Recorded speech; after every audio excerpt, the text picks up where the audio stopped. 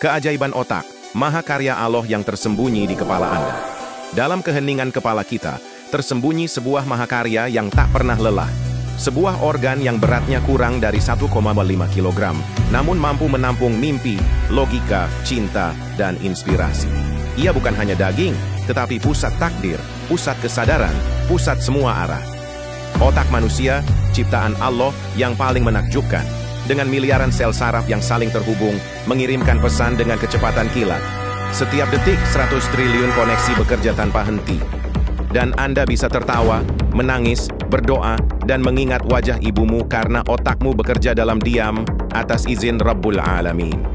Dalam Al-Quran, Allah tak pernah menyebut otak, tapi menyebut akal berkali-kali. Karena otak bukan hanya pusat berpikir, tapi juga sarana untuk mengenal Tuhan, membedakan yang hak dan batil, merenungi ciptaan, dan tunduk kepada yang esa.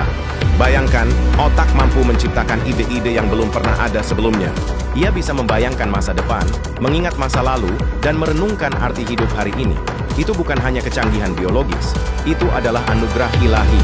Ketika Anda merenung dalam keheningan malam, ketika air mata Anda jatuh saat membaca ayat-ayatnya, itu bukan karena mata Anda, tapi karena hati Anda berbicara lewat saraf dan kesadaran otak Anda. Subhanallah, tak ada komputer secanggih ini yang bisa menafsirkan cinta, kerinduan, dan iman. Tahukah Anda bahwa otak bisa berubah?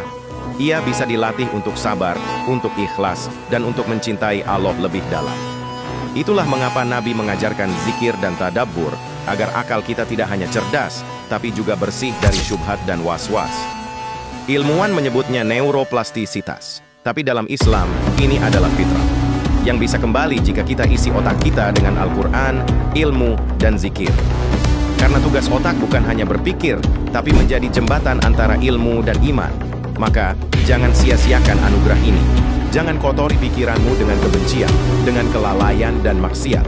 Karena otak ini akan bersaksi di hari kiamat tentang apa yang engkau pikirkan dan kepada siapa engkau arahkan hidupmu. Karena di balik tengkorak yang sunyi, ada keajaiban yang hanya bisa dimaknai oleh mereka yang mau berpikir. Afala taqilun?